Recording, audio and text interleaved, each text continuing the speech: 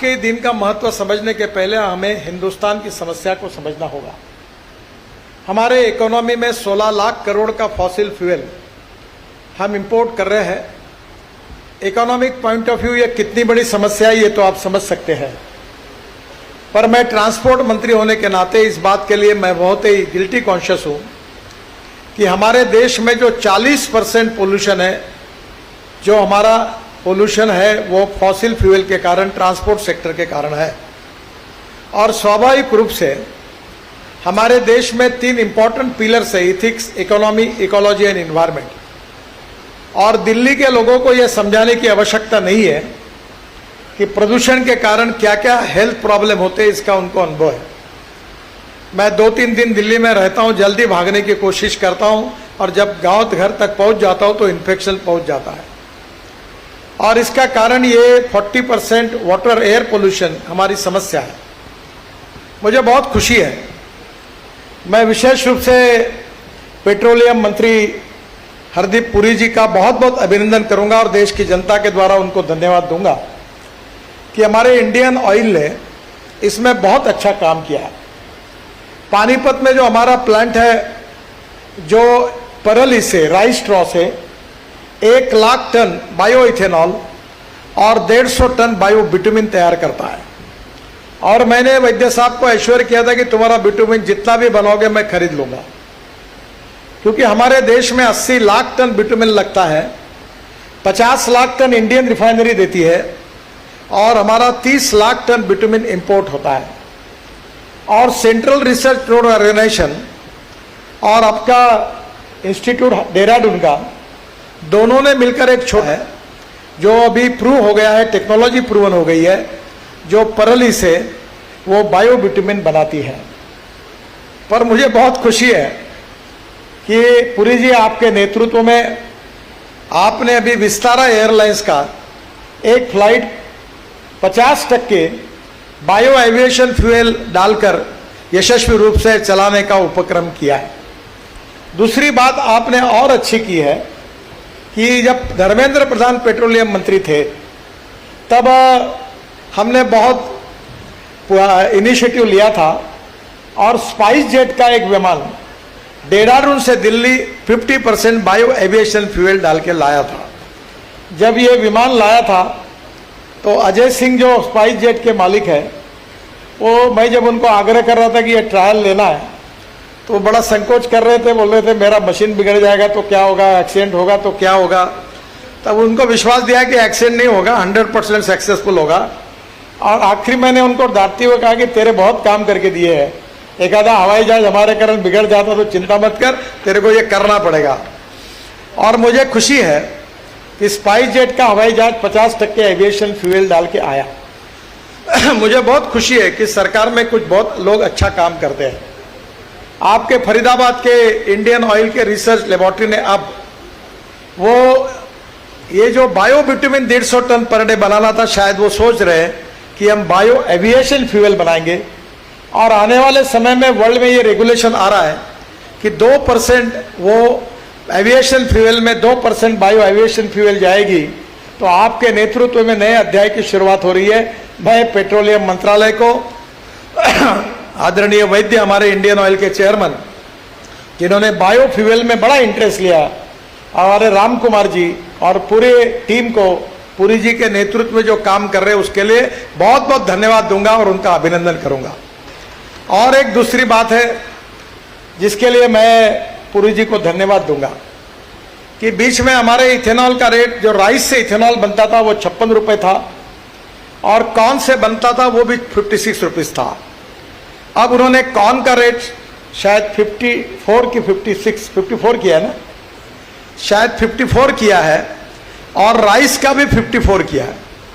तो मुझे लगता है कि इसके कारण इंडस्ट्री को बहुत बड़ा प्रोत्साहन मिला है देश के किसानों की ओर से, क्योंकि ये इंडस्ट्री किसानों के लिए जीवदान देने वाली है। और मैं आपका अभिनंदन करता हूं, आपको बहुत बहुत धन्यवाद देता हूं। पहली बात, आज के दिन का महत्व अगर समझना होगा तो हिंदुस्तान की परिस्थिति को समझना बहुत आवश्यक है। हमारे जीडीपी ग्रोथ में जो कंट्रीब्यूशन होता है वो 22 से 24% मैन्युफैक्चरिंग सेक्टर से आता है और 52 से 54% सर्विस सेक्टर से आता है। और हमारे देश में एग्रीकल्चर एंड अलाइड इंडस्ट्रीज का कंट्रीब्यूशन केवल 12% है। और हमारे देश में 65% पॉपुलेशन एग्रीकल्चर पर डिपेंड है। और आज परिस्थिति ऐसी है कि हमारी एमएसपी ज़्यादा है और मार्केट प्राइस और कमर्शियल प्राइस कम है, और वो खरीदने के लिए भारत सरकार को 1.5 लाख करोड़ रुपए देने पड़े हैं। आज हमारे यहाँ ऐसी परिस्थिति है कि कॉटन के भाव आधे हो गए, सोयाबीन के भाव आधे हो गए। हम 1.5 लाख करोड़ का एडिबल ऑयल इंपोर्ट कर रहे हैं। और विशेष रूप से शुगर इस साल अच्छे हैं, पर आज तक हमारी बीमारी थी sugar surplus, corn surplus, rice surplus, wheat surplus, और एमएसपी से भी नीचे हमारे भाव चले गए थे। पर पुरी साहब, आपने और प्रधानमंत्री जी ने जो निर्णय किया उसके कारण पहली बार आज कॉर्न को इंडियन मार्केट में 1800 रुपए के ऊपर भाव मिल रहा है। इसके कारण आपने इथेनॉल की परमिशन दी, और इसलिए मुझे बहुत खुशी है कि इथेनॉल की इकोनॉमी जिस दिन 2 लाख करोड़ की बनेगी, उस दिन एग्रीकल्चर ग्रोथ रेट जो 12% है वो 20% तक पहुंचेगा। और हमारे प्रधानमंत्री जी ने 120 डिस्ट्रिक्ट जो हमारे एस्पिरेंट डिस्ट्रिक्ट निकाले हैं, 500 ब्लॉक्स निकाले हैं जो socially economical, socially, education, health सब में पिछड़े हुए हैं, उन क्षेत्र की इकोनॉमी बढ़ेगी, नए रोजगार निर्माण होंगे, तो गांव, गरीब, मजदूर, किसान का कल्याण होगा और देश में आत्मनिर्भर भारत का सपना पूरा होगा। और इथेनॉल ये रूरल और एग्रीकल्चर इकोनॉमी से रिलेटेड है। आपने बहुत अच्छा काम किया कि इंडियन ऑयल ने आसाम में नुमालीगढ़ में एक रिफाइनरी डाली है जहां बांबू से बायो इथेनॉल बना रहे हैं। मुझे बहुत खुशी है कि उसकी कैपिटल कॉस्ट ज़्यादा है, पर आपने, इंडियन ऑयल ने हिम्मत से ये प्रयोग किया। अभी में जो मौका मिला बांग्लादेश के प्रधानमंत्री जी को मिलने का, और ये नुमालीगढ़ से हमने पाइपलाइन डालकर बांग्लादेश में हम पेट्रोल और डीजल बेचते हैं। तो बात करते करते इथेनॉल की बात जब हुई तो मुझे श्रीलंका के मिनिस्टर्स और हमारे बांग्लादेश के प्रधानमंत्री जी ने मुझे कहा, क्या आपको हमारे देश के लिए इथेनॉल एक्सपोर्ट करना संभव नहीं है? तो मेरा आपसे सुझाव है कि नुमालीगढ़ की रिफाइनरी से बांबू से तैयार हुआ इथेनॉल पेट्रोल में डालकर आप अगर बांग्लादेश को एक्सपोर्ट करेंगे तो आपको मार्जिन भी ज़्यादा मिलेगी, बांग्लादेश का पोल्यूशन भी कम होगा और इथेनॉल के लिए इंटरनेशनल मार्केट भी मिलेगा। अभी फिलहाल आपने 20% की बात की है, वो 11.75% पे आया है। वैसे मैंने पहले दिन से कहा था कि इथेनॉल बनाने में रिस्ट्रिक्शन मत करो, पर वो सबने मिलकर काम करते करते बहुत दिक्कतें आती है। उसका परिणाम है कि जो आए उसको इथेनॉल बना दो। आज हमारे देश में राइस से इथेनॉल बनता है, कॉर्न से बनता है, फूड ग्रेन से बनता है। पहले समय मैं 2004 से मिशन के रूप में काम कर रहा हूँ, तब हमारे एक फाइनेंस सेक्रेटरी थे केड़कर, बहुत बड़े विद्वान व्यक्ति थे, विजय केड़कर।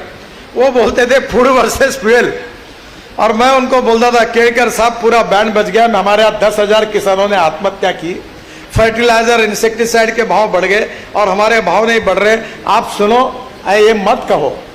पर बाद में प्रधानमंत्री मोदी जी के नेतृत्व में ये व्यू पॉइंट मान्य हुआ कि हम फूड ग्रेन से भी इथेनॉल बनाने के लिए अनुमति देंगे। और आपने तो राइस स्ट्रॉ, परली से भी इथेनॉल बनाया, बांबू से भी इथेनॉल बनाया, अब वेस्ट लैंड का उपयोग करके इथेनॉल बनेगा, तो इथेनॉल का प्रोडक्शन बढ़ाने में कोई अड़चन नहीं है। और आपने ये भी 11.75 जो किया है, अगर आप थोड़ा सा इसमें एक बार फिर से बैठकर अगर ये 20% भी करना चाहते हैं तो 3 महीने के अंदर आप ये टारगेट पूरा कर सकेंगे। इतनी कैपेसिटी इथेनॉल मैन्युफैक्चरर के पास है और निश्चित रूप से ये सपना पूरा होगा। इथेनॉल का सबसे बड़ा इंपॉर्टेंट चीज है कि 100% इथेनॉल व्हीकल में यूज हो।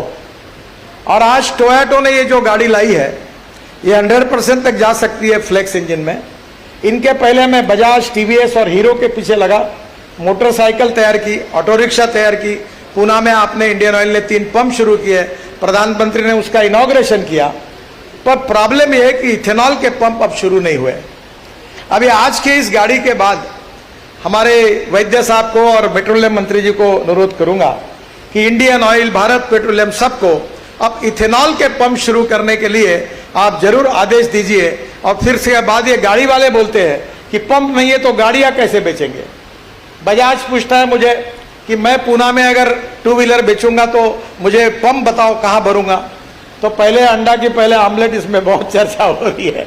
तो मेरा आपसे अनुरोध है कि अब पंप शुरू करने की अगर प्रक्रिया शुरू हो जाएगी तो इथेनॉल के व्हीकल आना शुरू हो जाएगा, फ्लेक्स इंजन का, बाकी भी कंपनियां आएगी। और एक दिन ऐसा हिंदुस्तान के इतिहास में आएगा कि पेट्रोल का इंपोर्ट पूरा खत्म हो जाएगा और पूरा किसानों ने तैयार किया हुआ इथेनॉल से इस देश के वाहन चलेंगे। और सस्ते भी है, कंज्यूमर का भी फायदा है और प्रदूषण से मुक्ति मिलेगी।